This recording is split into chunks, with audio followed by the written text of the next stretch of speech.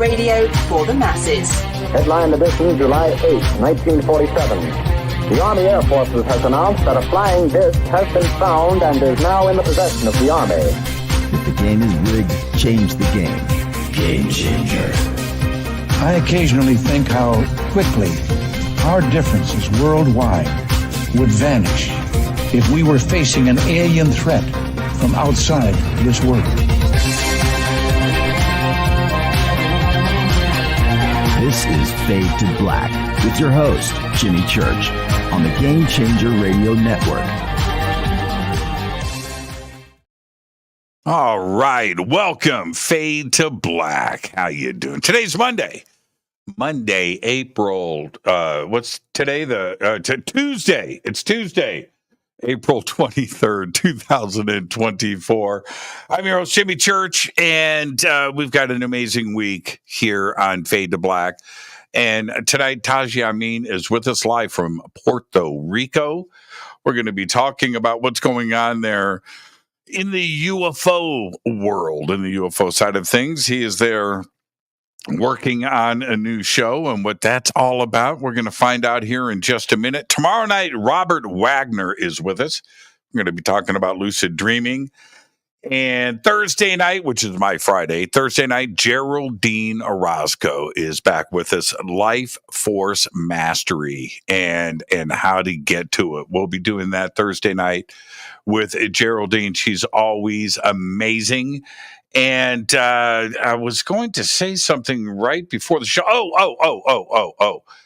There are some images that have been put together that were just released by NASA, and of the flyby with Juno. And you need to, so they collected the data and put this animation together. You need to go and check this out. It's pretty amazing. And there is one catch there. It's called Steeple Mountain. Or Mountain Steeple Mountain. Check that out.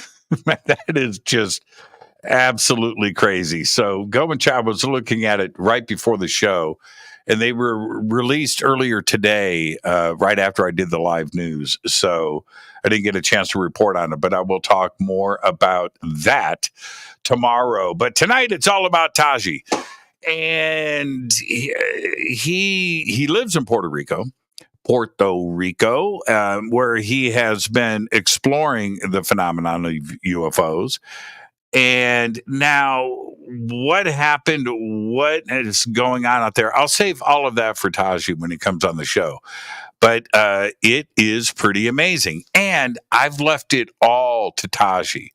I didn't want to preload anything. In fact, I told him during sound check, I've got no questions, man. This is just a conversation.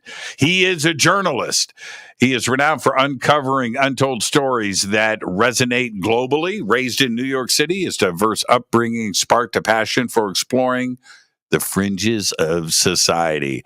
As a Vice correspondent, he delves into subcultures and marginalized communities, showcasing authenticity and empathy. Taji fearlessly reports on pressing issues like the opioid epidemic and the refugee crisis, bridging divides with his compelling storytelling. Now, this is the deal. I feel like, and I like it when this happens, everybody, it is like host and host. And I like when that happens because we understand each other and how to relay information and collect knowledge and get that back to you, the audience. I'm very excited about the show tonight, and I would like to welcome for the first time to Fade to Black, Taji Ameen. There he is right there. Taji. Okay. Hello. Before I say what's going on, you're in Puerto Rico.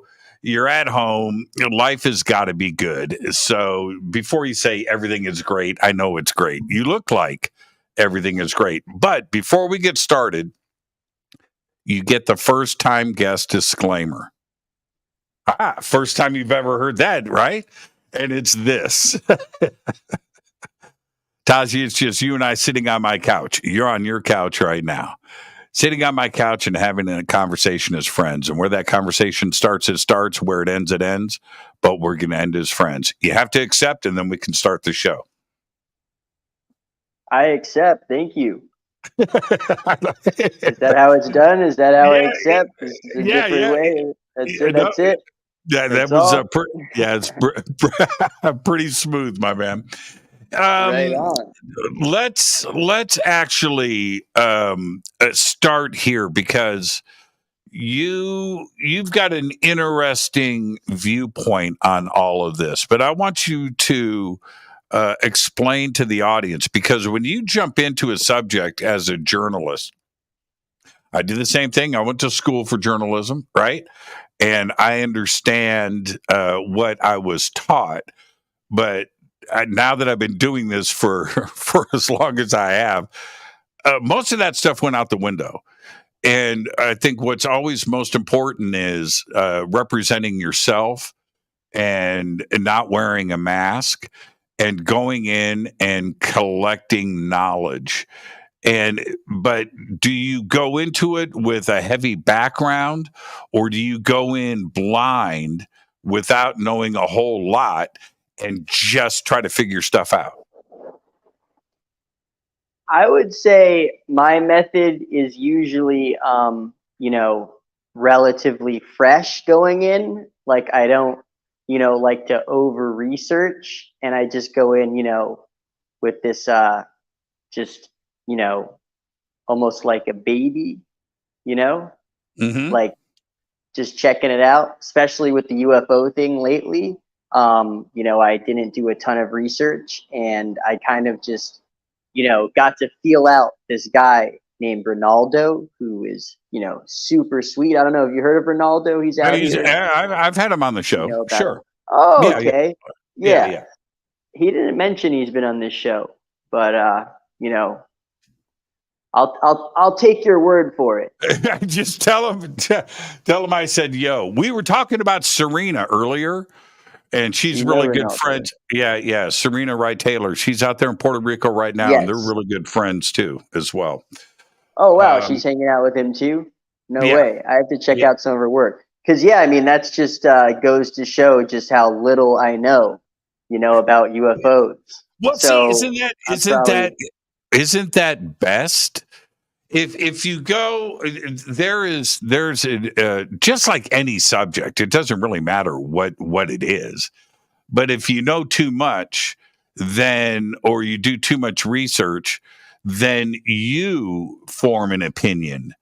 And as opposed to not having an opinion at all and just trying to get answers and feel your way through it. And then, you know what I mean? And use your discernment. So, no, I think that's, you're an interesting case in this UFO community of ours, my friend. For sure. Yeah. I mean, I could be considered, the one with the least knowledge, on the realm that has possibly ever been on your podcast. Yeah. And, it's interesting you said podcast. It's radio. Sorry, we're calling this radio. No. What's interesting about that is I'm from an older generation, so I've been doing live radio forever, right? Got it. I started before podcasting was a word. I like that. I mean, to be honest, I'm not incredibly young. I'm 34. How old are you? 60. Okay. Wow. Congrats. That's a big one. Yeah. I got a buddy here who's 59. He's going to be 60 soon. He's an awesome person. He's a believer as well. Yeah. Sammy, I wish I could have had him stop by. We have 2 hours, but he's asleep by now. That's for sure. Yeah, no. We're going to run out of time. And that's the other part about this. I feel you. So, but I'm my time's a little later right now. That's right. You're 5 time zones away from us. But exactly.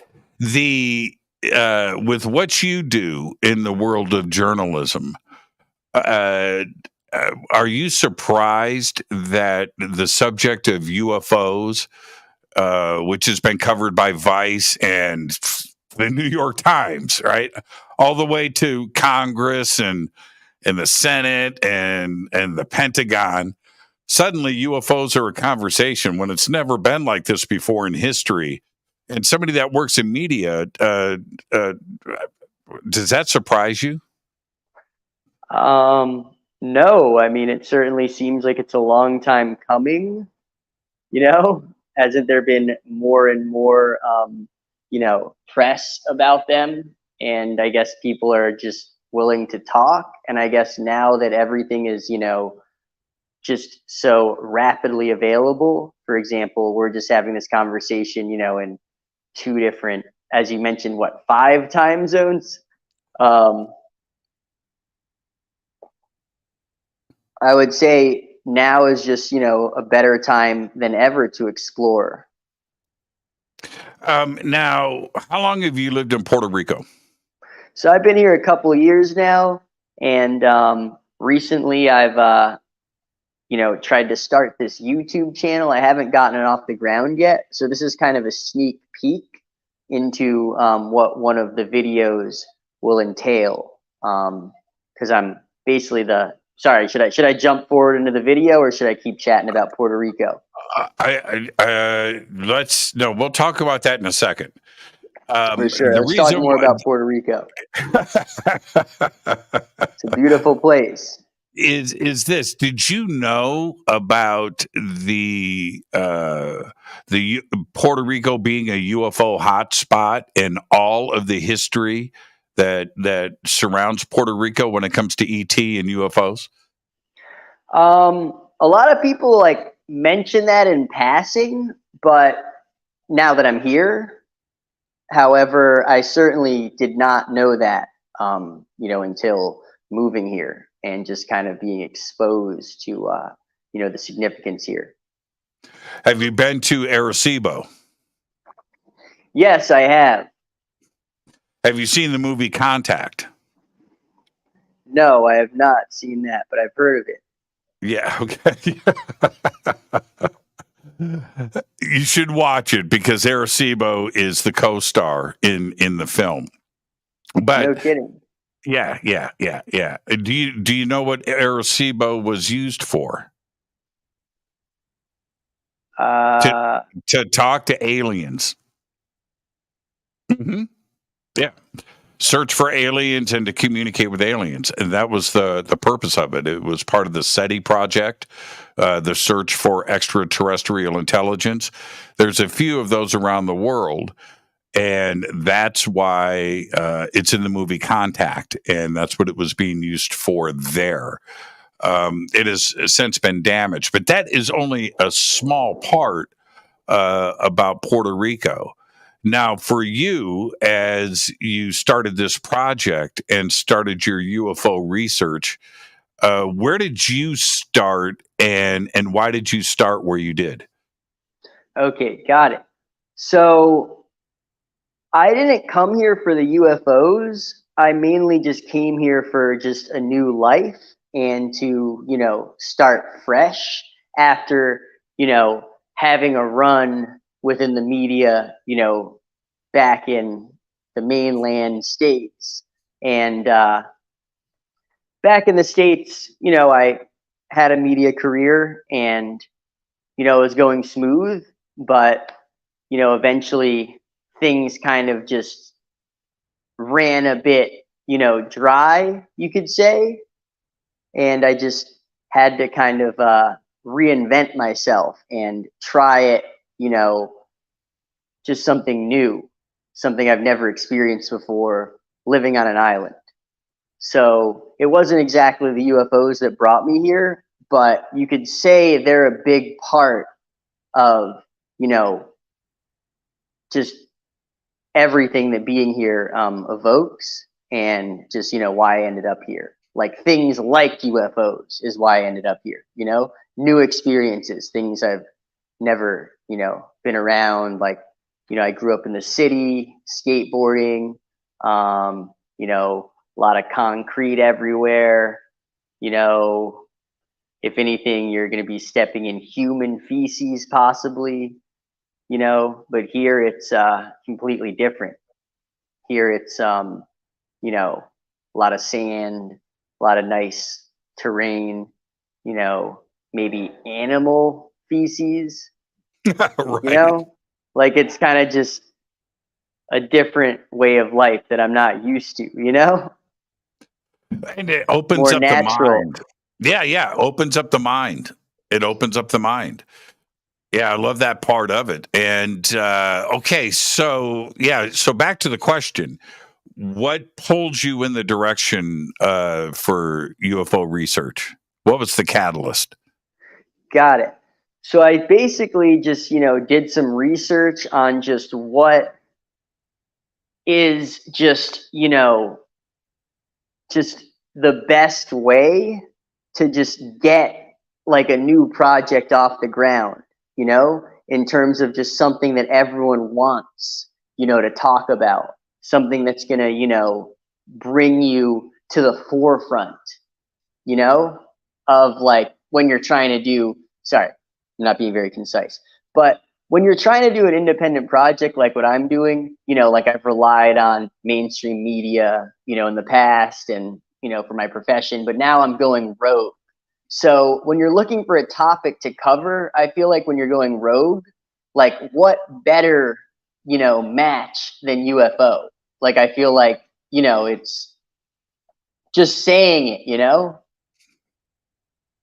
I like do. is I do. exciting. You know, it's right. Yeah, yeah, yeah, yeah, yeah. I do it every night, Taji, every single night. And I am, and now here's the thing. I would have thought, and I've been researching this for 50 years. I'm 60 years old. 50 years I put into the subject. And once I got into the position that I'm in now, where I could interview all of the world's top researchers, all of the world's top physicists, all of the every and my heroes and everything else, that I would get the answers. And there are a lot of people out there in this community that think that I do have all the answers. I don't. And what I have found is I've got more questions now than I had when I came into it. And it should be the other way around. You know what I mean? I should have started to figure stuff out. I've seen things. I've been around crazy situations. I've been introduced to some of the most amazing people, but I'm no closer to answers. So that's why, you know, you're in such a unique position, and going rogue with this subject, with an innocent, open mind, you're in the best position possible. For sure. I mean, I've only had like one other run in before this when it comes to, you know, exploring the world of UFO. I actually did a video at Area 51 exploring there. And And that was just the tip of the iceberg. Um, you know, now I'm revisiting and I feel like going a lot deeper, being on the island, you know, I feel like brings me closer than I got so, before, if that makes okay. sense. Yeah, it does. It does. And so walk me through this. So you decide, and I get the answer too as well. Why not go with something that everybody is interested in, a universal subject, and you chose UFOs. Now you got to go to the next step. What did you do next? Okay, got it. Yeah, once I decided UFO would be, you know, good territory to explore to, you know, just basically get my channel off the ground. Then I just, you know, had my friend Corey, who I'm working with, um, you know, help me do a lot of research and just find, you know, who would be the best guide, you know, when it comes to trying to have a UFO experience in Puerto Rico. And you know that's how I landed on Ronaldo. And you know he was beyond helpful in my journey, and you know I want to thank him. So you meet Ronaldo, and how do you approach that, and what happened next? Well, Because the story gets really, really interesting, and I have deliberately not what we were talking about earlier, right? Go in with an open mind, not know anything, and just ask questions. That's when you learn. And so I don't know. I know what happened, but I don't know what happened. So you meet Ronaldo. What's the conversation that you guys have? so basically, we just went over the basics. Like Ronaldo just told me, just his experiences, like, how many encounters he's had. He showed me, the importance of just all different aspects of like every religion, like he doesn't, um, you know, single any religion out. He showed me, he had like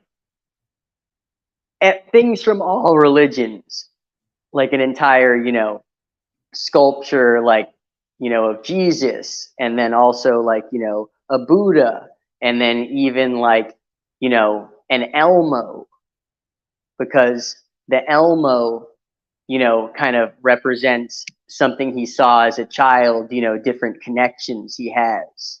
So he's not, you know, he's not seeing things like, I feel like how everyone like through one religion, like he's a man of many, religions. And what about you? Me, I feel the same way. I'm not connected to any specific religion. I'm open-minded, and I like to hear everyone out, on what they have to say. And I feel like I was able to connect with Ronaldo on that level. Like, none of us are, trying to like say that there's one way, right? That was the vibe I got from him initially. Yeah, exactly. And then you take a look at, as we continue here with Ronaldo, the size of the universe, right? And the amount of stars out there and the amount of life that could be out there. You have to often wonder how much of it is aware of planet Earth, right? Well, that's how Ronaldo immediately, gained my trust and respect, is just showing me just how open-minded he was. And I mean, he's not, as I mentioned, he's not conforming, like what you're saying. I guess, how small the planet Earth is in the grand scheme of things. I feel like he is not becoming, confused at any point about that. Like he's recognizing that, and he's not getting lost in, now, So before meeting Ronaldo, before Puerto Rico, did you think about UFOs? Did you think about ETs? Did you think about alien abductions or contact or disclosure? Was any of this on your mind? Well, when all the hype was going around with Area 51, as I mentioned, we did travel there, and we tried to, make our way in a different way. And we brought some pro skateboarders, and, we checked it out, like their perspective, as well as even skated it, like skated all around the, perimeter of Area 51. Set up some ramps, and I feel like that was a way to channel, because I feel like there's not, one specific way, right? And that was kind of like the tip of the iceberg of us like doing our first, introduction to that world. Right. Because now you meet Ronaldo, and he starts going through the history of Puerto Rico, things like craft flying in and out of lakes, alien beings in the jungle, contact with the natives. the local population, secret underground bases, heresy, the crazy stuff, like Aguadilla, for instance, and the Homeland Security video that made the rounds. It's just like UFOs are everywhere, all over the island. Now, when Ronaldo does this big reveal to you, what were you thinking? I mean, I had heard in passing, but I feel like it's different when you're one-on-one with Ronaldo, right? Hearing it directly from him, and he is, able to explain it very vividly and, tell me of his exact experiences. And you could hear how passionate he is, and, he has he's being honest, he agrees that many, might pass judgment on him and say, that he's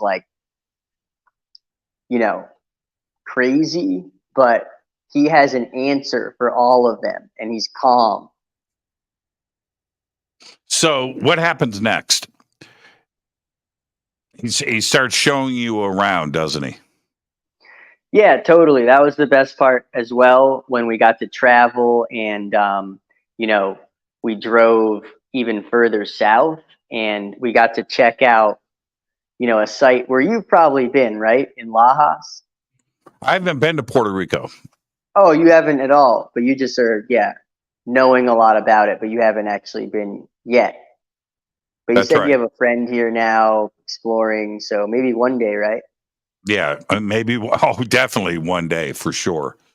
I know he does these, camps. Have you heard about that? I have. Actually, where he brought me to, which is in Lajas, and it's quite far south, and that's where things got just really more visual, to say the least. Because when you drive in, you just see this openness, and you start to wonder what else there is out there. Right when you enter, you start to feel it. And what did you feel? Because I know that this gets crazy real quick. So what were you feeling going in? I mean, first I was excited just to hear him speak at his home. And as I mentioned, he showed me, his shrine of just, every kind of beautiful entity of various religions and other things that are close to him that, basically make up almost like an art installation. Like being in his home was almost like being in a museum. So that was already really cool. And then to enter, this huge space, on one side you have the ocean off in the distance, and then on the right you have, a ton of mountains. You have,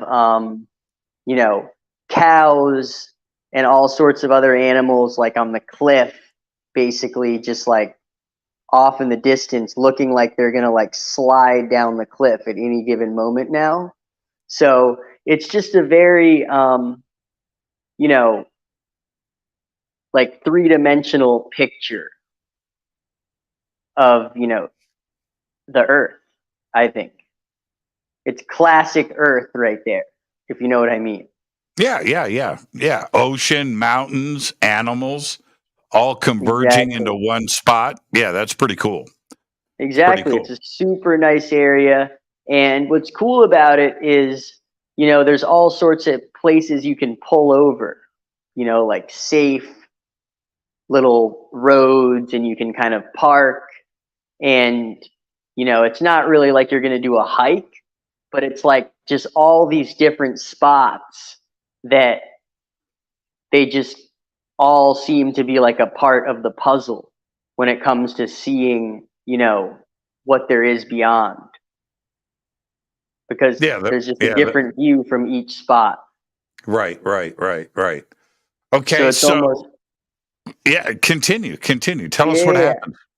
So it's almost like what I'm saying with, how it's like different puzzles, and they all have their own entryway, it seems, into connecting with UFOs. I just think that it's just interesting how we kept driving, and then, he's like, oh, maybe pull over here. Oh, maybe here. We kept going, and then we just decided to pull over in one specific spot. And, it's almost like we were, drawn to it magnetically. So we pulled over in that specific spot, and that's where, we started to really feel the forces right when we got out of the car there. Yeah. When you say forces, what were you feeling? I guess just like a change in pressure and, just feeling like this is, a potential gateway or portal right here into communicating with UFOs. Like when we drove into the, surrounding area, I started to feel it a little bit, looking around, and it was kind of quiet, but not, completely quiet. Like there's some sort of almost like when you enter, like some sort of kind of sound of some sort of force field. Really? Exactly. Like you could almost touch it. Can you put the drink down for the rest of the show? Yeah. Sorry about that. Drinking a lot of water. Sorry if that's distracting. Yeah. It's bigger than your head. See, that's the thing. So, it's a big ass water. Got to stay hydrated out here. But let's get back at it. Okay, so you pull over, you feel the force, the pressure's coming down, and take us through it. So that's basically the first feeling when you start driving in and you start to kind of almost like hear this different sound. And, I look over at Ronaldo, and, he's clearly vibing to it, and he's in his, like you could tell he's been to that area before, he's in his own element once again as he enters the area. And that's when we pulled over eventually, and he began to kind of teach me different methods he has for channeling the UFOs. One being meditation. Sorry. Right. No, I said don't stop. Yeah. We're listening. Yeah. One being meditation. So him and I, sat there together and did quite a bit of meditating, some yoga, and you just kind of sit there very still. And it was really a beautiful, experience to share there with him. What time of day was this? We went pretty early too. It was probably, I would say, around 3 p.m. Right. So the sun is out. Yeah. It's daylight. Exactly. We didn't, do a full camp out there, but I'm very interested in doing that. But, it's just kind of the tip of the iceberg. But I feel like 3 p.m. was a good time to just go over there. It was like not too early, not too late, just midday, just perfect. Now, before we continue with the story, what do you think about contact and ET now? I mean, definitely my perspective has changed without a doubt. Yeah. After being there with Ronaldo and feeling, the existence and believing it through, a sensory overload. So the other part of this, which is what you are about to find out, is the conscious or mind connection with ET.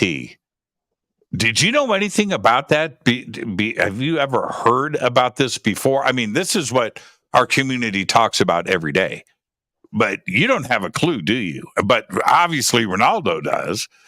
And now you understand the conscious connection. But what do you make of that?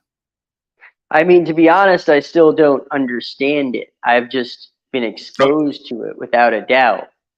But I'm still not sure, exactly how that's even possible. However, I felt it. And watched it and witnessed it. Yeah, but in terms of the technical aspect behind that, Ronaldo was explaining, some theories, but it's kind of hard to grasp that. I mean, what would your explanation be? I ask everybody the same question. I've had my own experiences with it too as well. I think that science and physics today, it's the way quantum computers work. That there is an entanglement of particles that happens throughout the universe, and there's an instantaneous. It's not at the speed of light. It's at the speed of now, where these particles interact with each other, no matter what the distance is. And so, I would say that this is physics talking. This isn't woo-woo talking. Physics is, and this Einstein talked about this spooky action at a distance. So it would seem to me that what you saw Ronaldo do, and what I've seen other people do, and I've done it myself, is that their ET understands that entanglement and consciousness connection of everything in the universe. And we as humans aren't quite there yet. In fact, we don't even have the right words to use or to describe it. But we know that things happen. You've had deja vu, right? You know what I mean? You've had weird things happen to you that shouldn't happen. You think of somebody that you haven't talked to in 5 years, and then they call you on the phone. I mean, what is that? Well, that's something strange. And ET understands this. We don't. Ronaldo practices a contact modality that is practiced throughout this community, and I've seen it work. It's pretty amazing. Nobody understands it yet, though. No, we simply don't. It's amazing to see. It's amazing to see when you step out and you're with a group of people. You're with Ronaldo, and and everybody gets in the zone. And then let's see something. Show yourselves, and all of a sudden, boo! Something. He's like, what? That is ET winking. You know what I mean? Saying hello, doing a drive-by. And it's an insane thing. And you are going through this with Ronaldo for the first time. And I think it's wonderful. Yes, without a doubt. I mean, it was such a good time. It's better than, any sort of hike you could go on. Like where you're going on a hike and once you get to the end, there's some sort of view, and then you have to walk all the way back after. With Ronaldo, that's basically the same thing, but by just knowing one specific area to literally just go and sit and wait. So, what happened? Excuse me. What happens next? Okay. So we were going over, just some simple yoga techniques, and we were both at a kneel. We had a towel, and we were, connecting with the ground. We were incredibly grounded, and we must have sat there probably, at least just 10 minutes without a word, just, sitting, which is obviously a pretty long time to just sit without saying a thing, because I have not done much meditation before. I've done simple yoga, more like for stretching and for, physical benefits. But I had never truly just sat there like that before for that long. So that's what we did. And then eventually he was the first to start feeling, the actual connection to ET, as you're mentioning. And, he was kind of telling me about it and whatnot. And then I continued to just kind of wait there. And then I didn't, directly connect, like I felt, as I mentioned before, you know, this light force when entering the perimeter of the area, and then a stronger force once we got to this, you know, one spot where we had our experience. But what actually happened was my girlfriend's dog was with us, a tiny, cute, long-haired Chihuahua by the name of Marja. And she, you know, it was funny. We could barely get it, you know, because we were filming. We could barely get her on camera doing it, but she immediately came over to Ronaldo, you know, and just kind of sat there in, you know, a pose that certainly signified, you know, feeling some type of connection, and like perfectly still, you know, not like pacing around like dogs tend to do, you know, just completely still and literally doing a yoga pose. So it became very clear to me, and I asked Ronaldo, you know, a bit after, I said, you know, do you think the dog is connecting? And he said, definitely. You know, like he didn't even have to think twice. So I just think after just witnessing how the dog reacted, that there was without a doubt a force. How many people were there with you? So that was my girlfriend who was helping me with the filming, and super cool. And, you know, her very sweet dog, and Ronaldo, and what I want to say is his wife or partner. So we were all there, and, you know, we were all certainly feeling, you know, the vibe and the connection, but I don't think anyone fully made the contact that both Ronaldo, obviously, but mainly like Ronaldo was almost summoning the UFO. And then the dog, I think, really had the most, you know, connection out of anyone there. It was very apparent.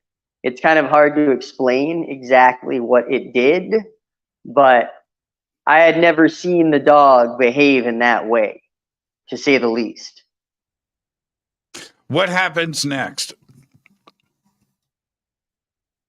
So then at that point, you know, I was eager also to feel something, you know, after seeing, you know, how it affected Ronaldo and the dog. So I continued to meditate there and continued to kind of look, you know, out at the sky and just, you know, into the endless abyss above the mountain.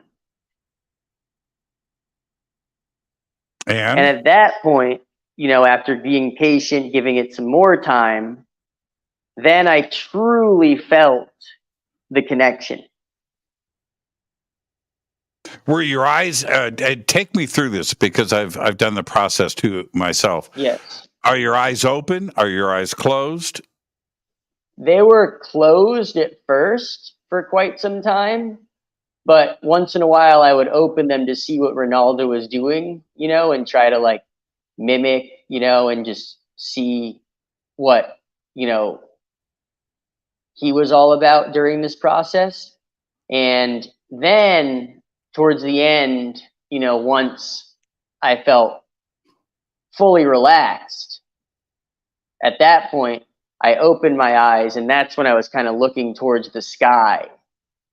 And that's when the clouds started moving, and Ronaldo pointed it out that they were forming what he referred to as an animal, like a sign.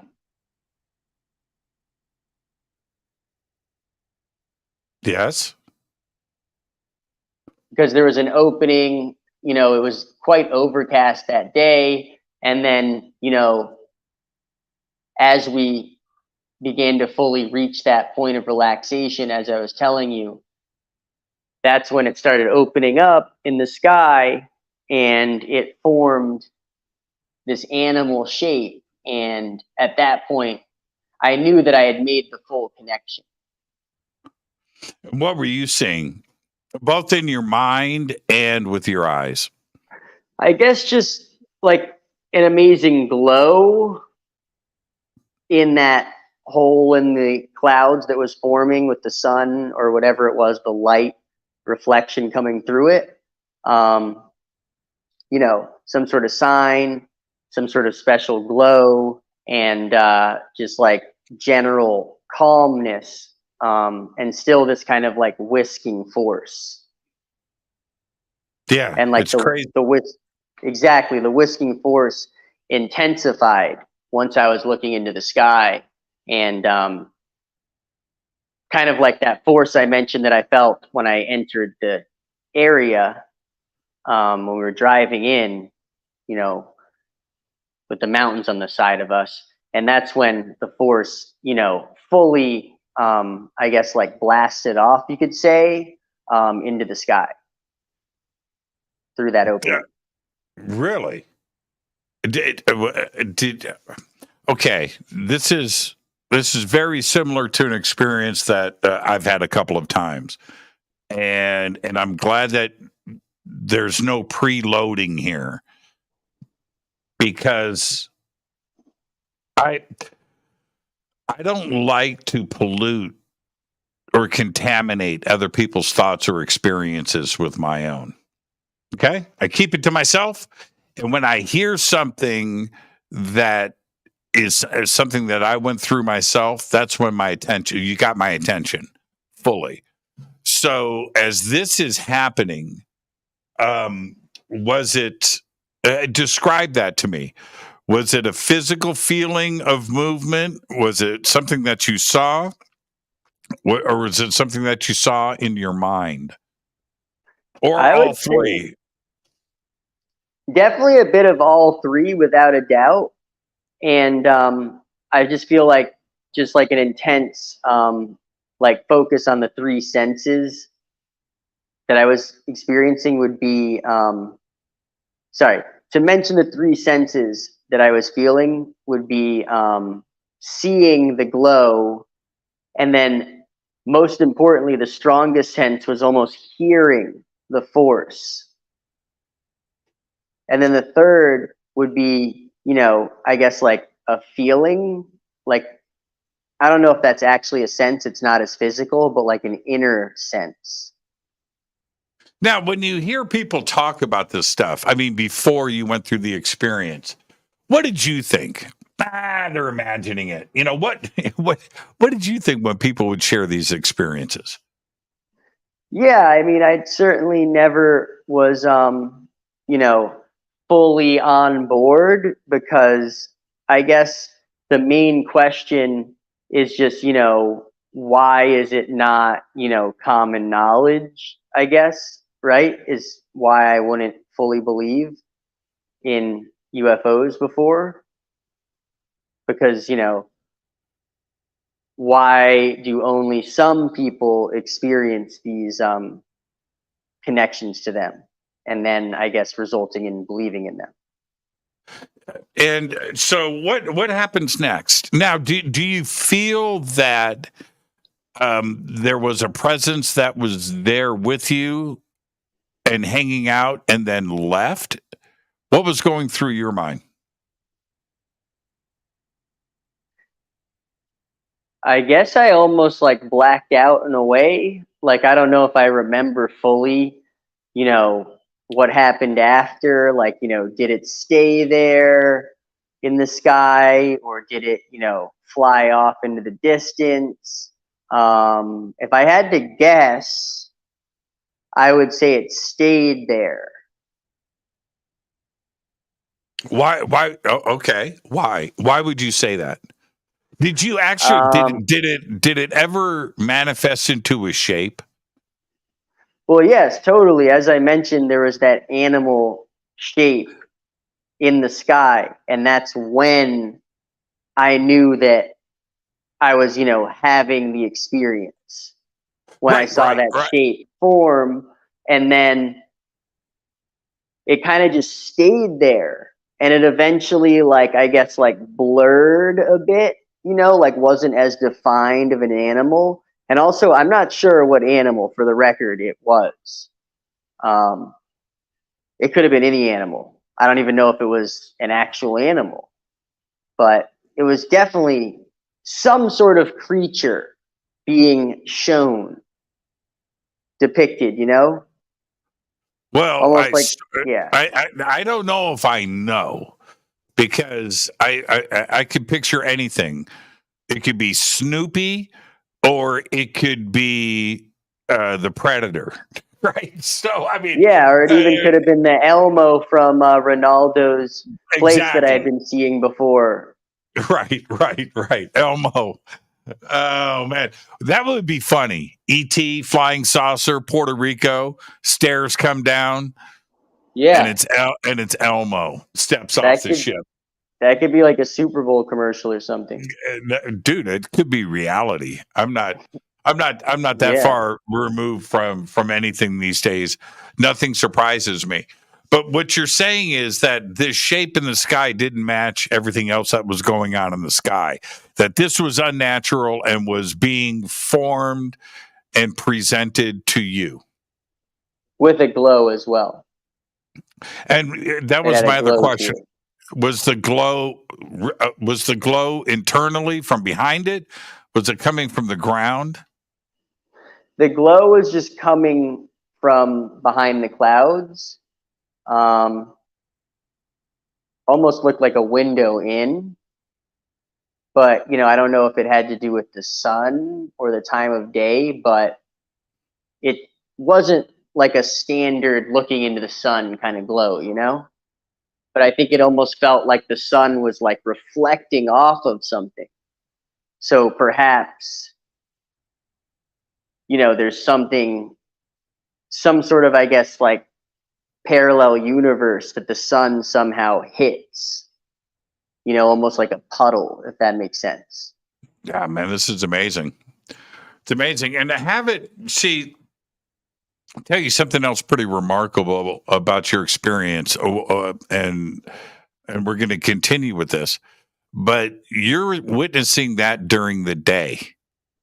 It goes on somewhere in the world all the time, night or day. That's the trippy part. You know what I mean? And so when you see it during the day, that's why I always feel that a daytime sighting of something, because you see something at night, lights in the sky, you can't see the shape. It could be anything. And I've seen that. But when you see something during the day, right, when it's lit up and you're watching it, that's a whole nother experience. Totally. I mean, I was worried when going there during the day that it might not be, incredibly eventful. That, we would have to go at night and we were actually driving, and I was asking Ronaldo about that, and he said it's not a problem. And, he was right. Now, did you have any communication? I would say certainly. I mean, it was not like any language I had spoken before, but it was, I guess, just like purely visual. But I could see, basically, I could translate the glow into just, not specific words, but like without a doubt, a conversation, if that makes sense. It does. Like it was an Yeah. alert. It was like I was being alerted of its presence.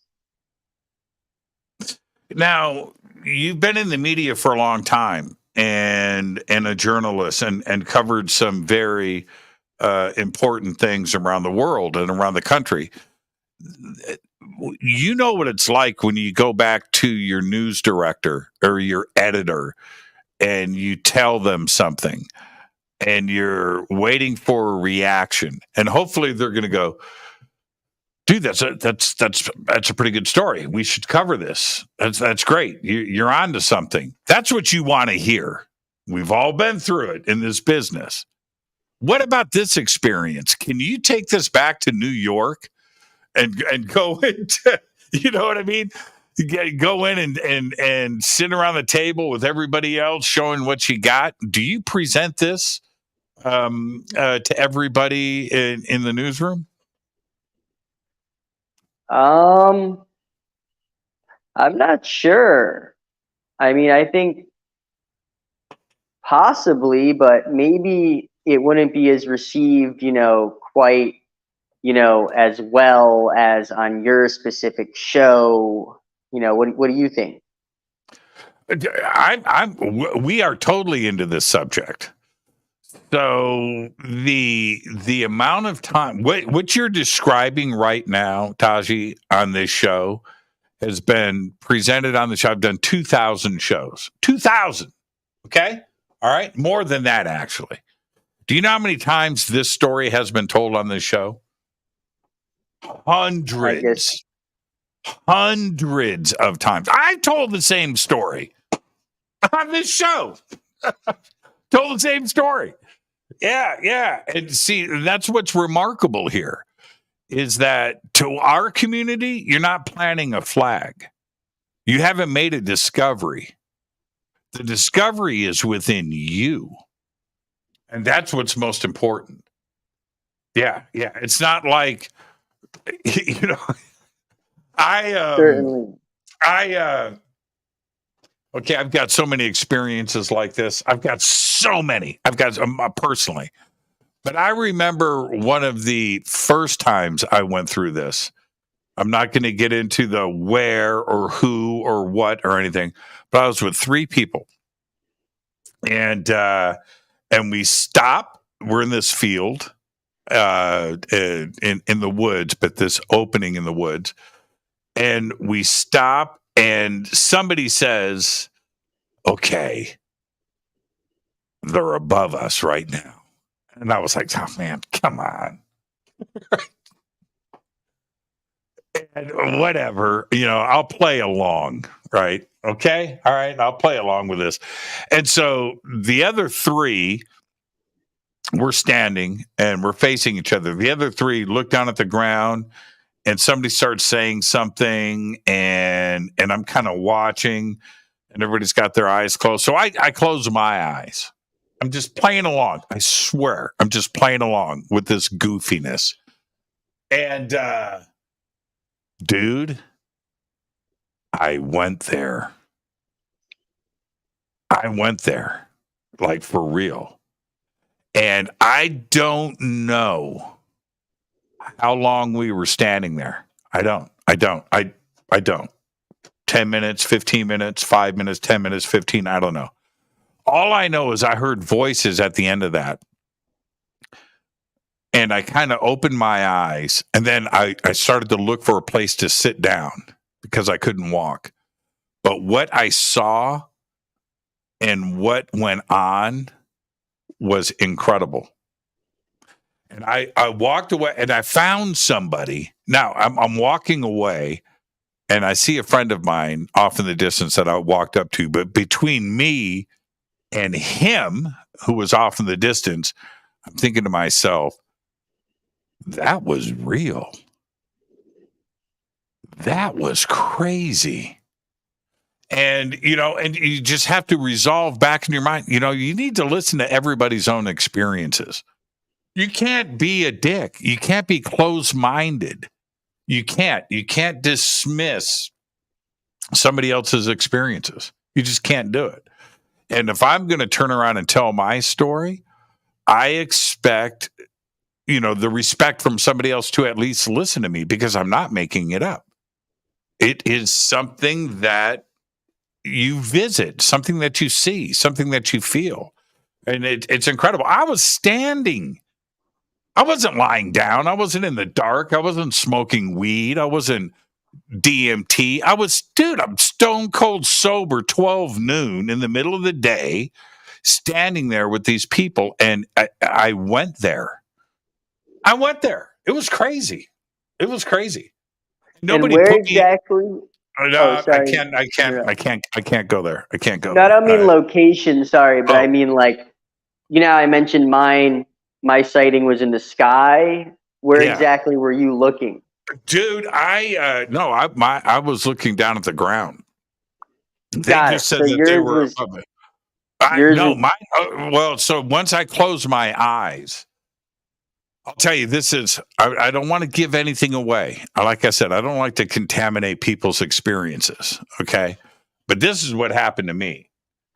The first part of it, as I just kind of close my eyes, and I'm serious. I'm putting up with this. I'm not interested in this at all.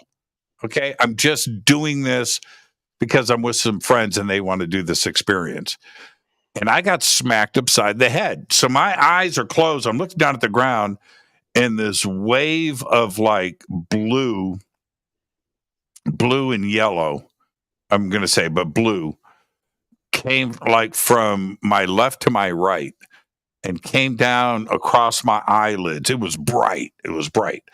And suddenly I didn't hear anything. I didn't, and I found myself in another dimension, like walking around, and that's it. I don't want to say anymore, but I went there. It was crazy. And I don't, I will never discount anybody that goes through an experience like that, like you did. I just won't do it. Science is trying to prove, Taji, as you know, 7, 8, 9, 10, 11 dimensions. We live in 4 that we know of, right? Height, distance, width, space, and time, right? 4 dimensions. Physics is saying there's up to 11 dimensions. And I went to one of those. I went to one of those dimensions that physics is trying to figure out. If those physicists would just unplug from the friggin' matrix and do what you did or do what I did, they would have a totally different appreciation of what reality is, and hopefully a reason to go and explore where it is that they were going to. I think that's very important. certainly. I mean, I was telling you earlier, all I had to do was just drive into that specific area, around the mountains, to all of a sudden, see all of the dimensions right before me. And like, I guess, just it seems like there's an opening for more dimensions there. The fact that the 3 that, or the 4 obviously are there, but it just seems like a good pathway there. If there's so many dimensions right when you enter that obviously there's going to be more. Yeah, and you don't. There's so many. I get it that there are the vast majority of this planet hasn't smoked pot, hasn't smoked weed, hasn't done drugs, and or any of that. So they assume that when they hear a story like this, that you and I were high, right? I would imagine they would assume that. But yes, you can certainly unlock different dimensions, just as I mentioned, by going to the specific area. Right. Because you go and you're just met with all the dimensions right before your eyes. And then as you go in deeper, and then you find, one of these spots that, there's a magnetic force drawing you in through, then that's when there's even more dimensions unlocked. And I feel like it's just from entering that area is all you have to do, physically speaking. Now, would you call But I guess that... you don't even have to go there, right? You could probably do it from anywhere now that I think about it. But... No. See, that's the innocence of your experience. I would say, well, anything is possible, but I would say that where you were, there's some type of energy vortex or portal there that's very sacred. And Ronaldo knows that. That's why he took you there, because it was a 100% guarantee of you getting your blown. True. I suppose you are right. But yeah, I guess I was just a little confused because he mentioned, I guess he's had experiences by his house as well, and you hear about Sure. experiences all over. But I guess, yeah, why do you think it's so concentrated in that area? Yeah, and it could be geology, right? There's something in the rocks, granite, magnetic things, magma. There's all kinds of stuff underneath your feet that you can't see. All you see is dirt and trees, right? You know what I mean? You don't know really what's going on down there, and there are these energy areas. You have to ask yourself the question, Taji, why was Stonehenge built where it was? In a circle, right? Right? Pointing at the center of something. There's something sacred going on. Or the Great Pyramid, or Tiwanaku, Pumapunku in Peru and Bolivia. There are certain sacred sites around the world where the ancients understood and felt the energies that you experienced. Why not? Why not? You drove in. Let me ask you this. Let's go back 10,000 years. And your name is Taji, right? 10,000 years ago. And you're walking around with your tribe. And you walk into that area and you're like, oh, ooh. This is the spot. Right? Right. This is it. They felt the same things that you do. Certainly. They found the spot. Yeah. And ET knows it too. That was another question I was going to ask you. You're mentioning, I guess, that ET, can channel us and has all of these capabilities that we do not have, I guess. And you're mentioning they have more experience than us. Well, wouldn't you assume that they do? I suppose, but I guess I'm just wondering, why is that? Well, yeah. See, that's why I like host to host, because you throw back the good questions. I would suppose that you have to make some certain assumptions here.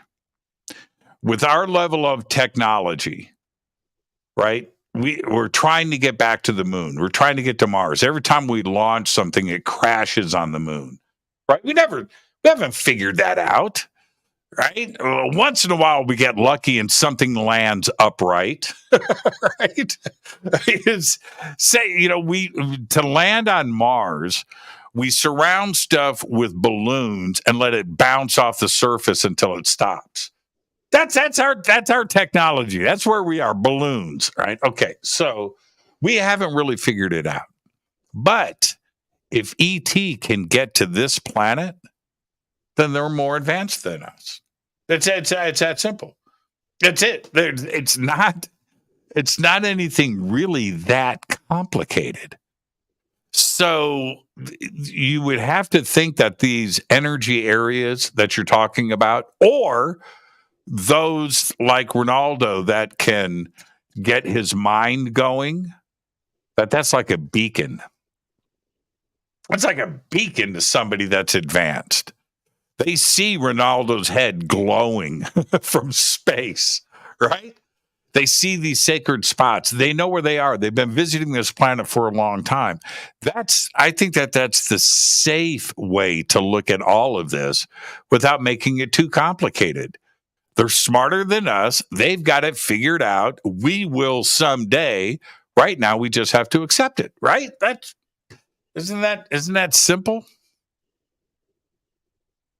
That is a good, simple breakdown without a doubt. And I guess there's people that are more advanced, like I feel like Ronaldo is, the fact that he has figured out how to, easily, he's had so many encounters, I guess, unlike, most people. Did you did you? Okay, how did this day end? By the way, I mean, at that point, we decided to start driving back, kind of call it a day, but we made one last stop. On the road, there is a alien sign. There's about 2 of them, and there's kind of like this silly what do you call those things with the cutout, and you can put your face and it makes you look like 2 aliens, side by side. So we stopped, a destination attraction kind of thing that they put on the road, and we stopped there, and we had a great interaction with this man who, I don't know if he recognized Ronaldo or what was going on, but they immediately connected and they were chatting, and the guy wanted to like take a photo of him. It's like, in a way, Ronaldo was like, shown as a celebrity, and it was just kind of a beautiful, sweet moment to kind of wrap up the day. So we kind of just hung out there for a bit, kind of on the edge, and I guess you could say had a human connection after having this, connection with the sky. Did cool. Yeah. We're going to take a break right here. When we come back, we'll talk about some of the other incidents around Puerto Rico. Our guest tonight, Taji Ameen from Vice. We will be right back after this short break. Stay with us.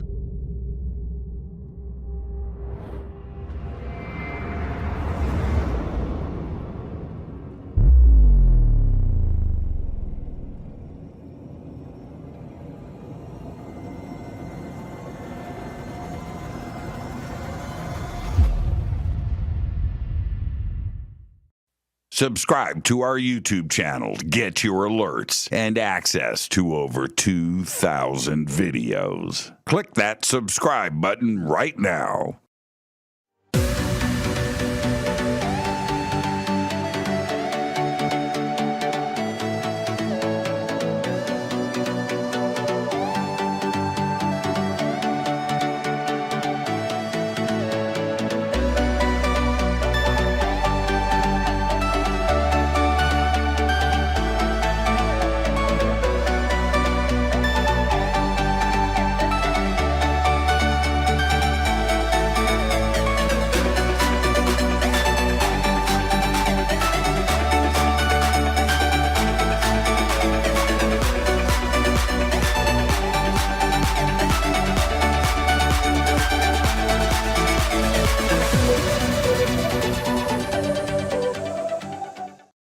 Go to jimmychurchradio.com and get the Fade to Black official podcast. 2,000 episodes, all of them commercial free for just $2 a month.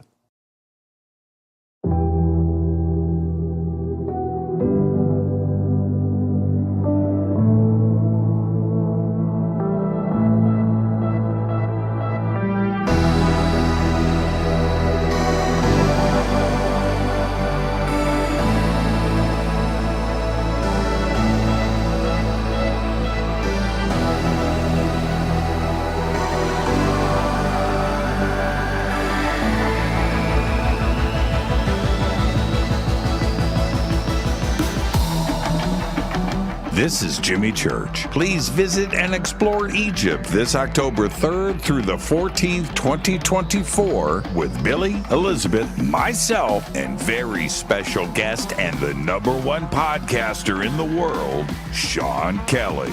It's simple to do. Just go to forbiddenknowledge.com and click on upcoming tours, or click on the link below. We'll see you there. Watch Into the Vortex on Gaia TV. It's Fade to Black for the screen. Simple to do. Go to Gaia.com, search Jimmy Church, or click on the link below.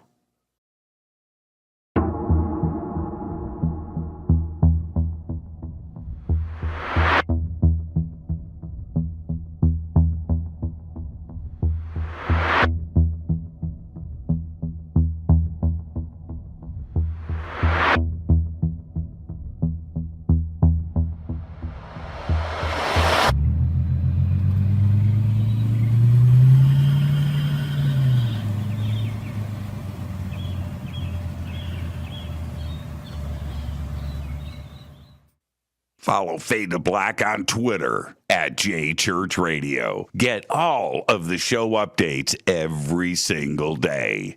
It's now called X, but who cares? How you doing? Jimmy Church here. Special announcement. Get your Fade to Black t-shirts. That's right. Help support the show. Help support everything that we do over here. We've got 2 t-shirts. We've got 2 ways to get them. And right now, if you get a Game Changer membership for a limited time, you will get Fade to Black blend coffee with your Game Changer membership. That's right. We have 2 t-shirts. We have the original, the classic Fade to Black t-shirt. You know you want one. Post a picture. Send it to us. We'll put it in our Fade to Black gallery. And we've got the new official Fade to Black t-shirt drawn by Michael Oming. 2 t-shirts, 2 ways to get them. Get yours today. Everything is in stock. Everything gets autographed. Everything includes shipping. And you're going to get a tracking number. And with the Game Changer membership, you get an email to me. You get unlimited commercial-free downloads of the show. Those are uploaded every single night after the show to the website. So don't delay. Get your Fade to Black t-shirt today. Go Backley Tappy. Go to jimmychurchradio.com and become a Fadernaut. Get a membership. That's right. Everything is commercial free. You have access to downloads, and you get to call yourself a Fadernaut. River Moon Coffee, makers of the Fade to Black blend. Truly the best coffee on planet Earth. Just visit rivermoonwellness.com or their Amazon store. It's all simple to do. You can check out the Fade to Black blend, the Game Changer blend, or any of their Black Moon Wellness products. It's the only coffee I drink. It is the best, and it's Doc. Again, rivermoonwellness.com.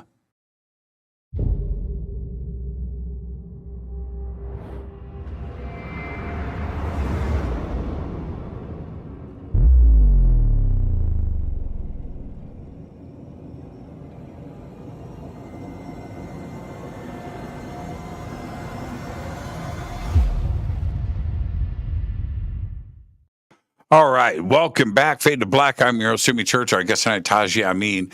And Taji's a journalist and been out there covering stories for a very long time. He lives in Puerto Rico. He's live from Puerto Rico with us tonight.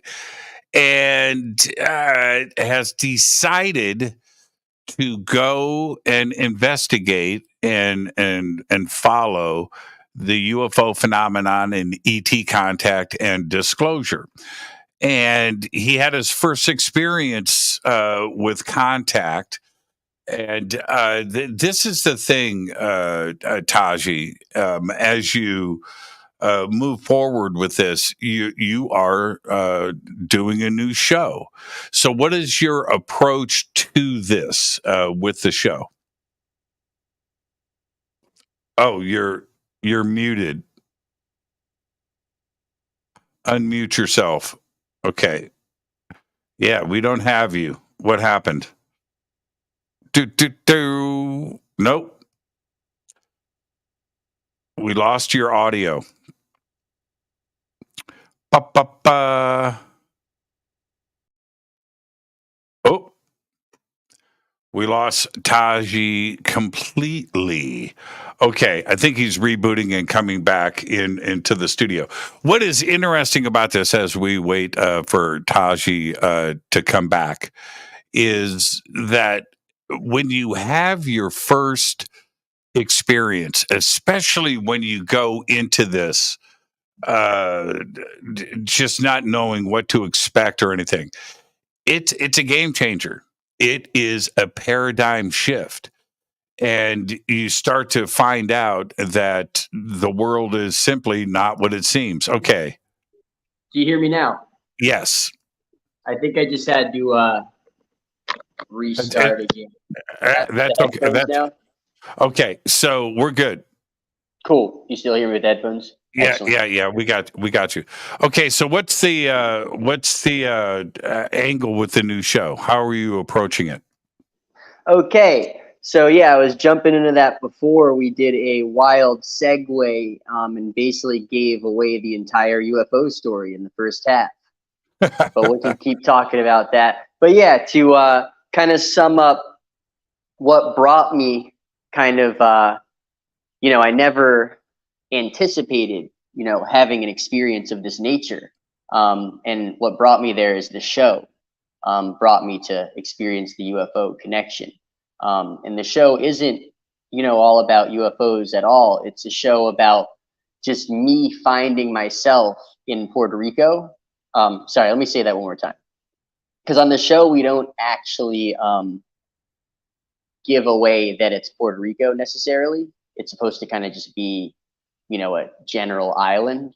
So I'll just say that one more time. Basically, on the show, I'm finding a new life for myself on an island after, I don't want to say failing, back on the mainland, but just, kind of hitting a dead end there and trying to, reinvent myself from this island. And sorry. No, go ahead. Continue. Yeah. And this is going to be the second episode where I have the UFO encounter. And what brought me to meet the UFO is basically just,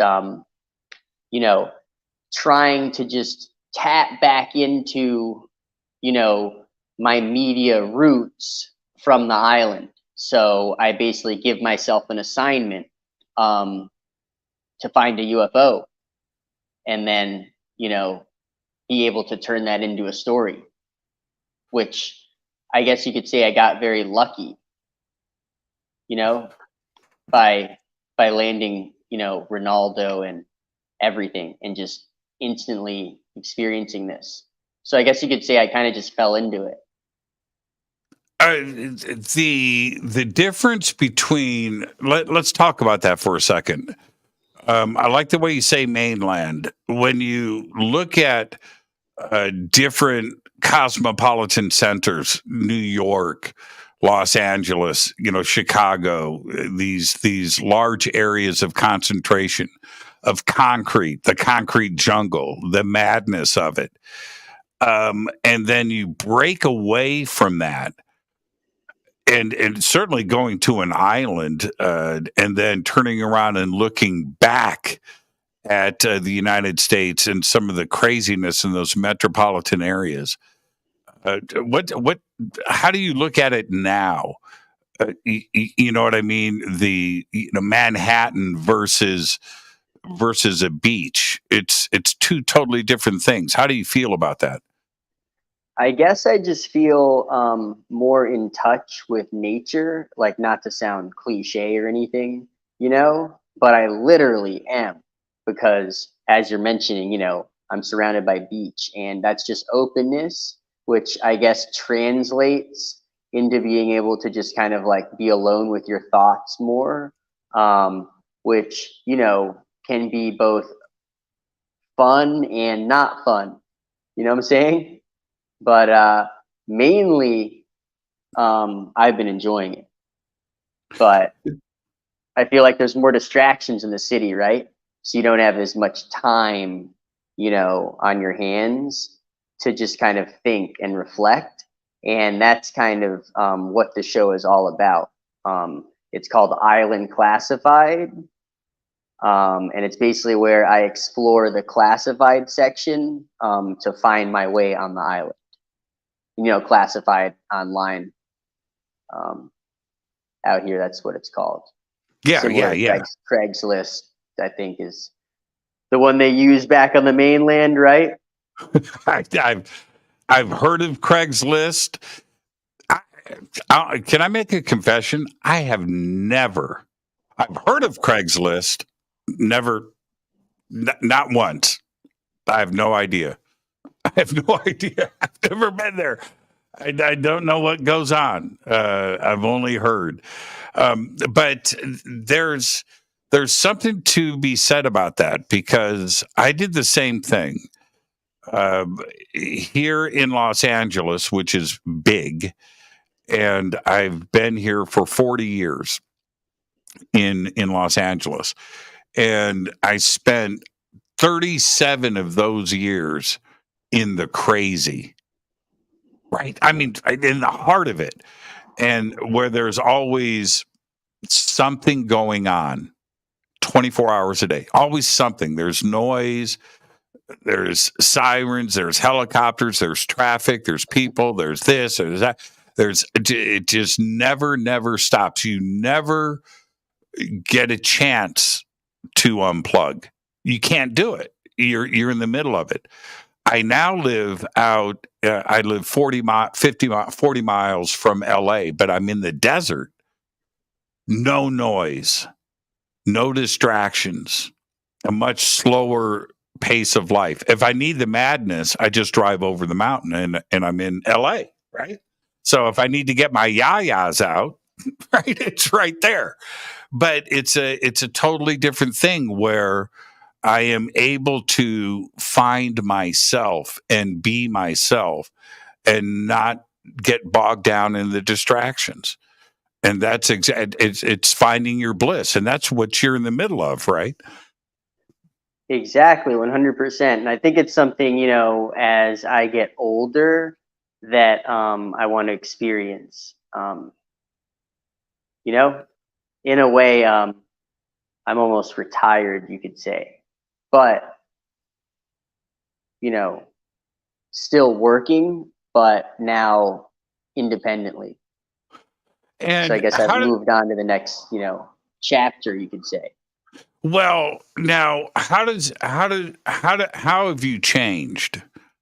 I mean, I could go on for hours on the changes that I've gone through, but there's also the ability to unplug from the internet and unplug from, you know what I mean, the news cycle and everything else and the drama of the world, and that refocuses your path, right? What isn't that a great transition to go through?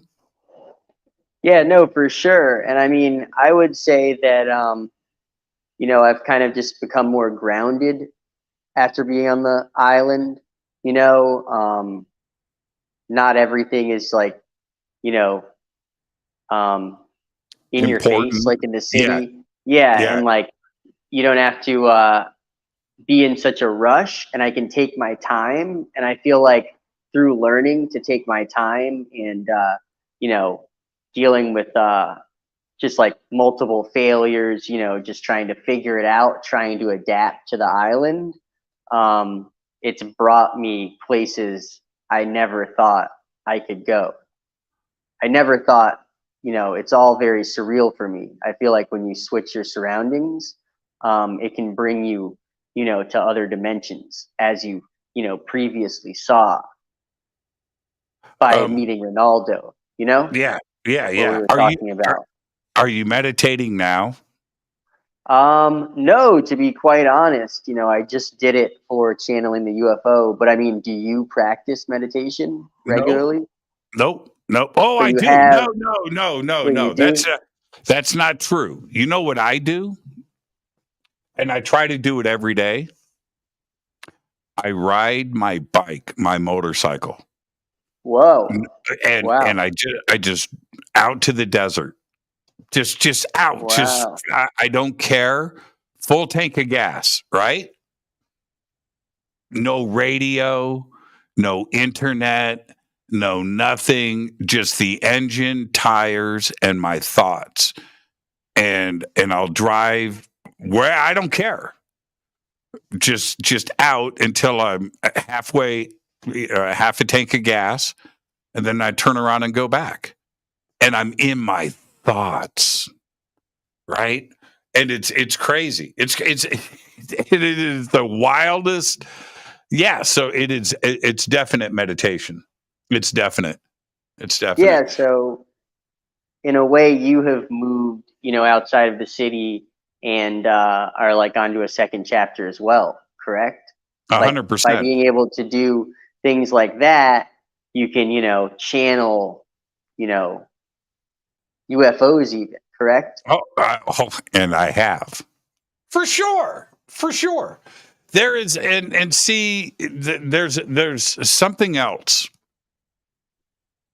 And I'm so glad that you're on the show and doing what you're doing. Once you cross the line, like you did, right? Okay, you crossed the line. You saw. So now you know that the world isn't quite what you thought it was before. You heard about it, but then you go and take this visit. Now you have the ability to see and understand. That's all you need. You've got an island. Dude, you've got jungles. You've got beaches. You've got starlit skies at night. Just go out with your friends or by yourself. Have the cameras rolling, right? And just go out with an open mind. And you're gonna have those experiences. That's exactly what I'm doing, and that's how I ended up, with Ronaldo on that journey. And I'm hoping to, the people on the island are, incredibly kind and, willing to bring me in. And, even if I don't fully understand it at first, they're willing to take their time with me.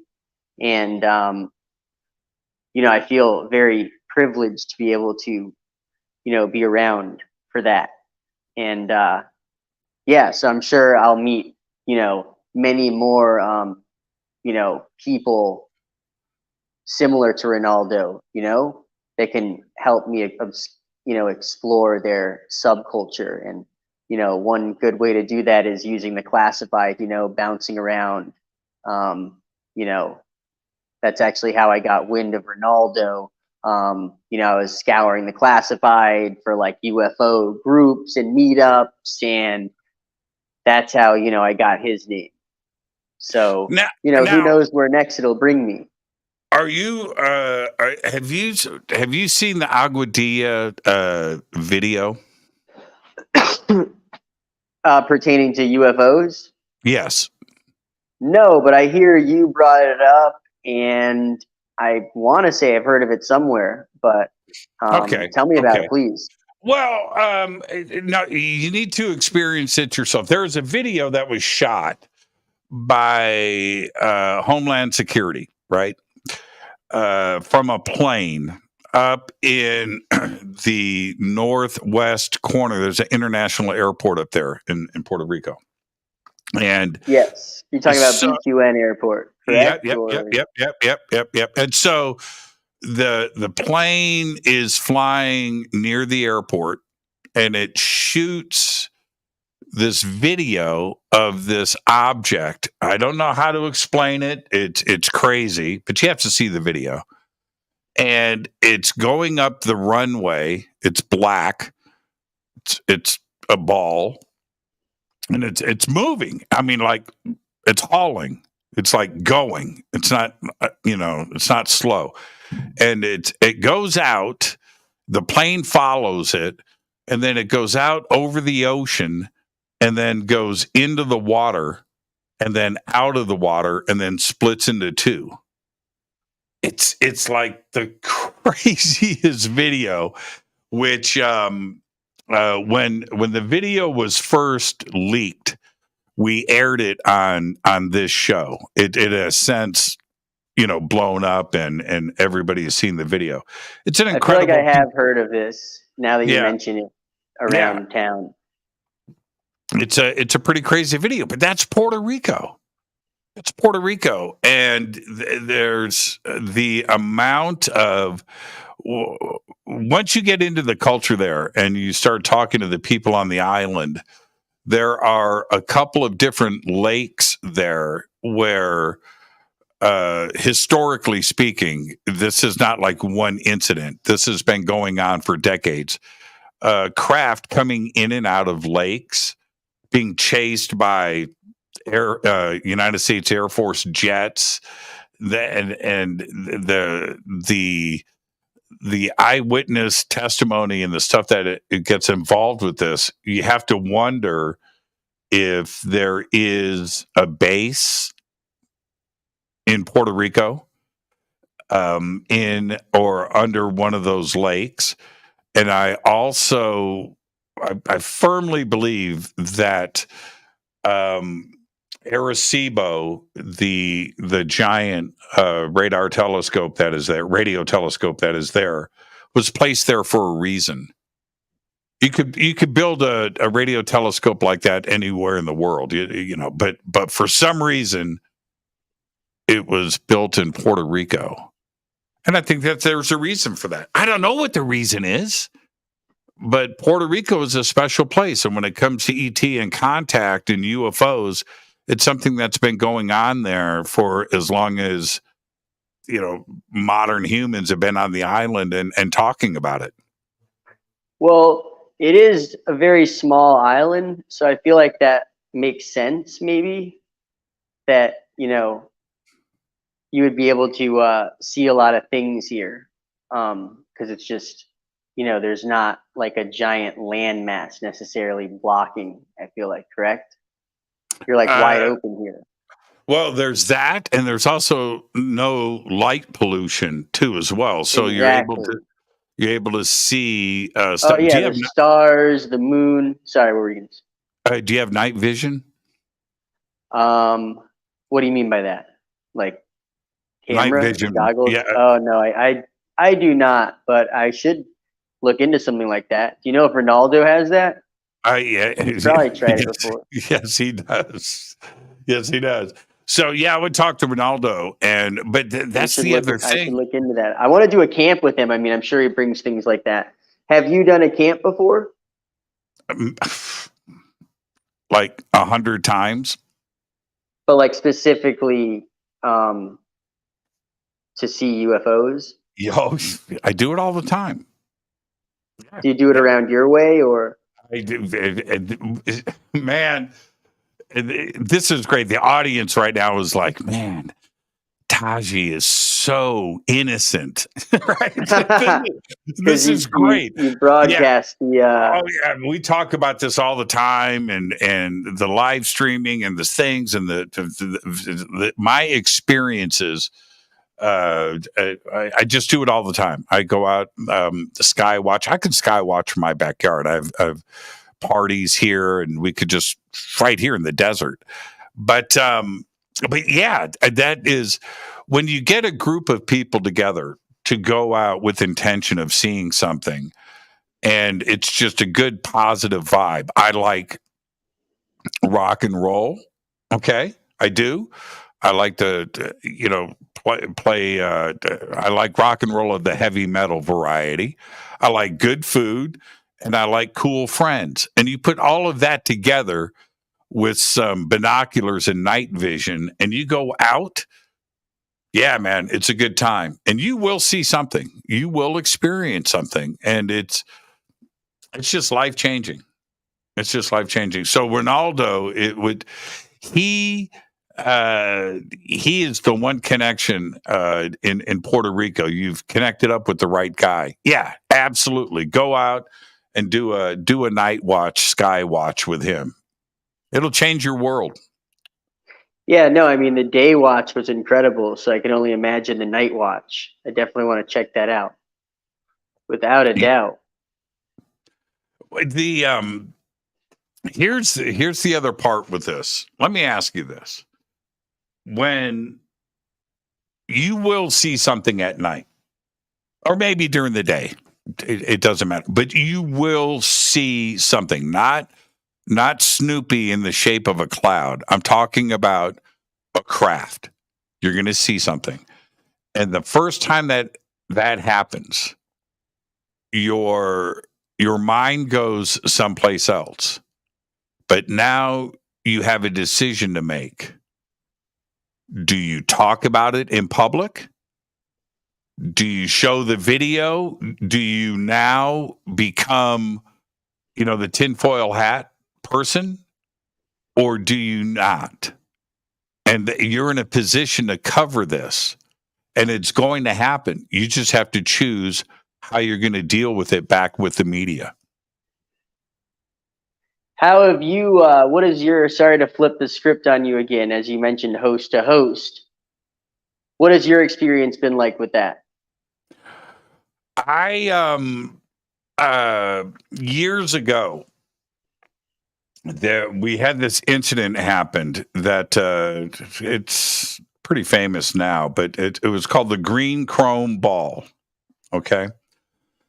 And so I'm with a group of people, and look, I'm speaking to millions of people a night on Coast to Coast, and I've got Fade to Black, and I've got my TV show on History Channel, and all of it. And I'm in a position to talk about it. But am I going to be a host and a journalist and remain objective and not become part of the story, right? Or do I make the story about me? And I never wanted to take that position. Okay, all right. But then it happened.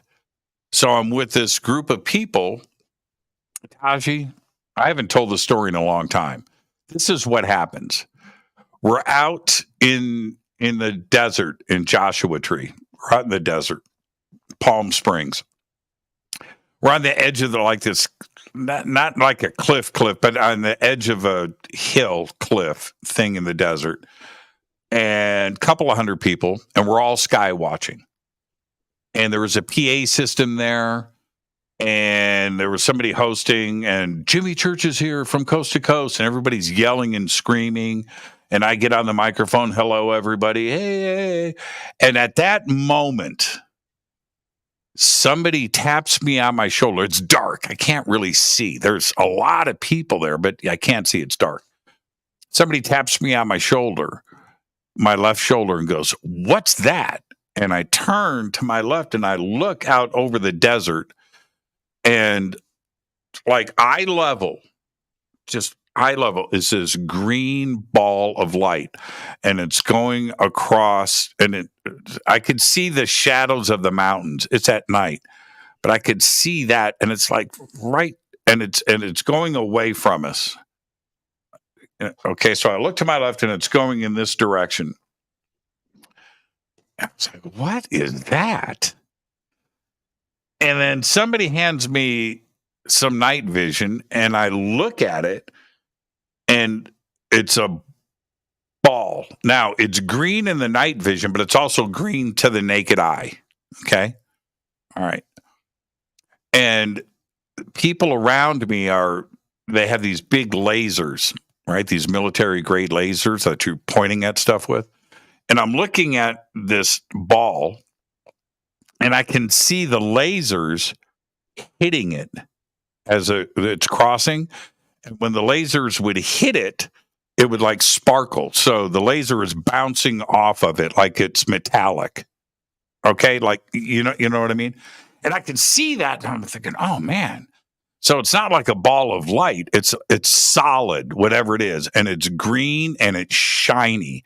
I could see it. I could see that it was shiny. It was like a Christmas ornament, like a green Christmas ball on your Christmas tree. Can you dig it? And it's shooting across, and I'm just following it, and everybody's screaming and yelling.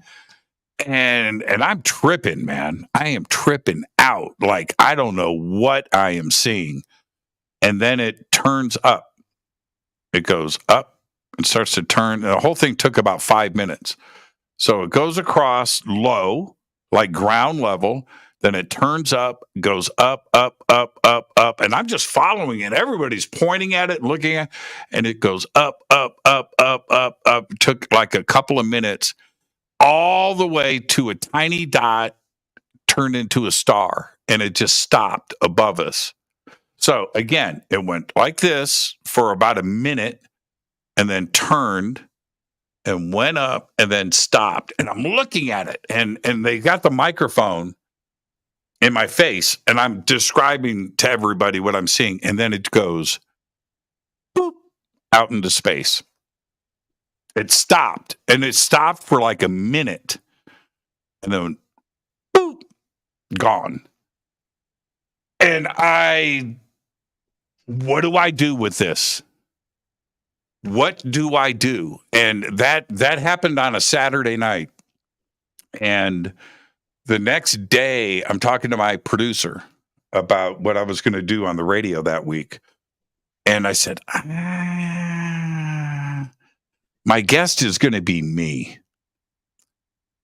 And I told her, Is I told her, this yeah. same show you're talking about? No, this is on Coast to Coast. Got it. Yes. And your so, original one. Yeah. And so I said, I need to share this. I need to share this with the world. If I don't, then all of those people that were on, that experienced this with me, that's not cool. They need the world to know what we just saw. And I just thought to myself, I'm going to sound like a crazy person. But I don't care. That's it. I'm just going to tell the story, and then I'm going to take phone calls all night on the air, and that's it. So I made up my mind, and I still, to this day, I haven't told that story in years. It's been a while, but that was it. So I made the decision to just, and I didn't care about the criticism. I didn't care about anything else. I was just focused on the community and supporting them, because what I saw, I don't know. Taji, I don't know. Was it us? Was it secret technology? Is it ET? Is it another dimension? Is it us from the future? I don't know any of that.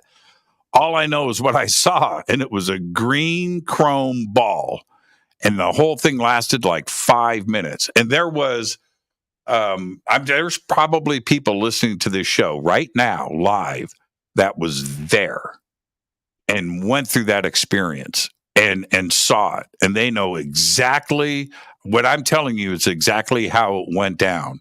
And it wasn't some quick flash in the sky. This lasted like 5 minutes. It was crazy. It was, yeah. So when you see stuff like that, I mean, for me, and I tell this story on the air, Taji, I don't give a crap. I don't care. I don't care what people think. Thank goodness I had witnesses, right? I have everybody around me going, yeah, man, oh, no, it happened just like Jimmy said it did. And yeah, so I'm supporting them and they're supporting me. When you're alone and you see something, it's a story. It's a story. That's different. That's your uncle. The fish was this big, man. Well, okay. Anybody else there? No. Okay. All right. Whatever. It's just a story. But. Well, that totally makes a lot of sense, because I'm actually, even having trouble, I guess, like with how personal the experience is. As you're saying, like worries, like, oh, are people going to think that this is, credible? And your story actually, Jimmy, sounds even more, valid than mine, because you mentioned there were hundreds of people around. There was about 200. There was about 200. Yeah, there was about 200 people there. Yeah. And all I've had is like, a very minute, experience and connection. Obviously, Ronaldo, we can all trust him. I mean, me and you can trust him, correct? But, it's hard, I guess, for the general public to accept this. So, I'm kind of coming full circle. As I mentioned to you, I just looked when it came to doing Island Classified, I just looked to assign myself, a topic that I thought I could bring very far, onto the media, and, established myself again here on the island, for the first time, after leaving, my past life behind. But now I'm starting to feel, similar to what you're saying, how personal this becomes when it comes to entering, this other dimension. It does become that, and once, I mean, this is what I have found, but so many out there have gone through the exact same experience. In that, once something happens that's not supposed to happen, because we're taught something. Right? We're taught something in school. We're taught something by the media. We are taught we are taught that the world is this place. And then when you experience something that's not supposed to happen, then you question everything. You just like back up going, well, wait a minute. What else is not true? Right? That's the crazy part about it. Like this green chrome ball. That's not supposed to be a part of our reality, And so I remember I had asked a few people after that experience, literally out loud, and said, you have to remember, this was 12 years ago when this happened. This was probably 2013, 2014, 10 years ago. Wolf Blitzer.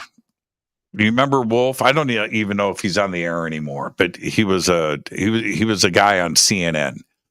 So and so back then, I remember saying out loud, I said, if Wolf Blitzer was here and saw this, would he go on CNN tomorrow and talk about it? No, he wouldn't. He absolutely would not. And once I asked myself that question and asked everybody else, that's when I said, you know what? I'm gonna talk about it. Then I have the power. I have a bigger audience than that guy. You know what I mean? And so, yes, I chose to talk about it. I remember when I was in school. And we had, for radio and television and journalism. And we had this one teacher for a couple of weeks from CNN, somebody that I'm not going to say who it was, but they were in for a couple of weeks. And I asked him, I said, so what if, he was talking about news editors and how you present a story and so forth. I said, what if you had a UFO story? I swear to God, you could hear a pin drop. The whole class went quiet. And he turns around and he looks at me and he goes, UFOs? I go, yeah, man. He goes, like what? What? No. I go, yeah, but what if you had a video and you had a witness and you had the story and you had a photograph and you had this? No, man. No UFOs in media. Don't do it. I don't care how cool of a story it is. I'm not taking it to my news director. And that's when I knew. I knew at that moment, what I'm doing right now was exactly what I wanted to do, because nobody in media would touch it. Now it's like the hot topic, but it hasn't been that way for decades. It was the kiss of death for a career. Well, there still has to be some sort of, kind of trickiness to it, obviously, though, like what you're saying. Like, I know it's all the rave, and that's why I, chose to explore that. But now that I've actually done it, in a way, it does just feel super personal. And that's the part that needs to be talked about. There are so many people out there that have had your experiences and don't talk about it. They don't talk about it with their friends, their family, their coworkers, right? Students, whatever. No, they keep that stuff inside because they can't. They don't want to go through the what has always been the perceived take on this. And they don't want to go through that, so they keep it bottled up. By you talking about it allows others to talk about it. For sure. I mean, I feel like I've uncovered this secret world in a way, that I had not explored before. Now that I guess I'm doing it, as a part of this personal journey. What's the next step? Do you do you pursue? I understand what the show is about, but will you do another episode about other dimensions or another perceived reality that may exist outside of this 2 or 3D existence that we live in? Yeah, no, I mean, earlier when you were talking about the Aguadilla incident, it got me thinking a lot that I should potentially attempt to explore this further, and that it could be, you know, a whole nother spin-off, you know, at least another episode, where I feel like it would be pretty cool to see if there's any way to explore this underground, you know, theory that you were kind of saying, you know, that things are going, you know, inside of, you know, the water and whatnot below us. What do you think about, and we're almost out of time here, so let me get this question in. What do you think about, I'll use the word conspiracy because there isn't really another word to use that I can think of really quickly. But the conspiracy theory that the governments have information and have been sitting on it and holding it back from the public about ET, aliens, and contact. Do you feel that? I mean, that would be, it's like the biggest conspiracy of them all, right? Are we alone in the universe? And if that's being withheld from us, that's a pretty big deal. What do you make of that idea and that conspiracy theory? That is definitely a confusing one because you obviously want to trust them, correct? So it's kind of hard, you know, when you have an experience right before your own eyes, you know, with someone like Ronaldo, to, you know, then wonder, I guess. But I thought there are documents and different things that have been divulged, but it's still okay. Slightly secret, or what would you say?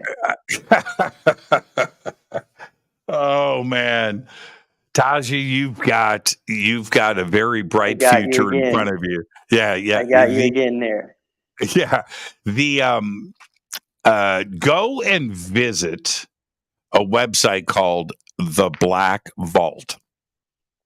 Okay, and that's by John Greenwald, The Black Vault, and it is nothing but official government released documents that only the government has put out through Freedom of Information Act. The Black Vault. Just go there. There are plenty of documents out there. Yeah, absolutely. But the Black Vault is a resource of official documentation on the subject. And be prepared, man. Just be prepared. It's a lot of research and it's a lot of fun. But John Greenwald, that runs the Black Vault, good friend of mine. He was on the show last week. He has been working on this website since, I think, 1995, 1996. He started it when he was 16 years old. And it is now the largest online database of government documents. And anything that you want when it comes to the subjects that you're searching for is on the Black Vault. Yeah, it's pretty cool. Well, yeah, it is interesting. Like what I was saying, how it's already out there, but I guess it's not totally advertised, and it's, you know, independent people's duty to share their experiences, kind of similar to what we're doing. That's exactly right. And that's what this show is all about. And excellent conversation tonight, Taji. And thank you. And let us know when the series is done. And episode by episode, where can everybody go and check things out? Thank you so much. So they could check out the YouTube channel. It's under Taj Cam, like TAJCAM. That's the name of the channel. Like, for example, Taji. And if you were to add camera, but you just take part of them, Taj Cam. So you just check that out. that'll be hopefully live within, I would say, a couple months. And you could also check out my Instagram. I'll be posting updates on that about the video, and that is also TajCam, just at TajCam on Instagram. And yes, you're a very smart man.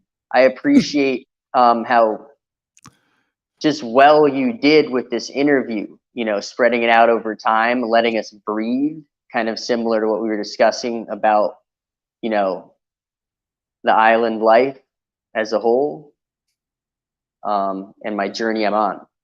Yeah, finding your bliss is what life is all about, and you're doing just that. And everybody, we've got TajCam, his link tree below with all of his links right there, and we've got that over on the website, in the description below, and also on social media. Taji, go walk the beaches, my man, and keep looking up to the sky. Thank you so much, Jimmy. We'll be in touch. Peace. Thank you.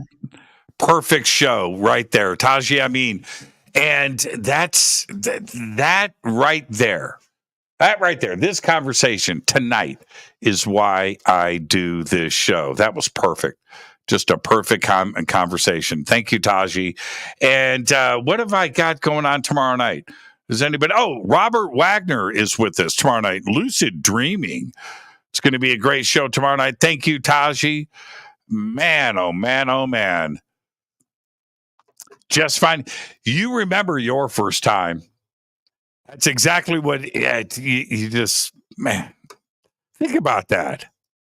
You know, it's kind of like living vicariously through Taji. Think about that. And how I got to talk about the green chrome ball. I haven't brought that up in a long time. Just extraordinary. Fade to Black is produced by Hilton J. Palm, Renee Newman, and Michelle Freed. Thank you, Genocide. Thank you, Bill. Thank you, Dex. Thank you, Jessica. Thank you, Dennis. Thank you, Kevin. Webmaster is Drew the Geek. Music, Doug Aldrich. Intro, Spaceboy. SpaceboyMusic.com. Fade to Black is produced by KJCR for the Game Changer Network, and this broadcast is owned and copyrighted 2024 by Fade to Black and the Game Changer Network, Inc. It cannot be rebroadcast, downloaded, copied, or used anywhere in the known universe without written permission from Fade to Black and the Game Changer Network. I'm your host, Jimmy Church. Until tomorrow night with Robert Wagner, I want you to be safe. Go Backley Tappy.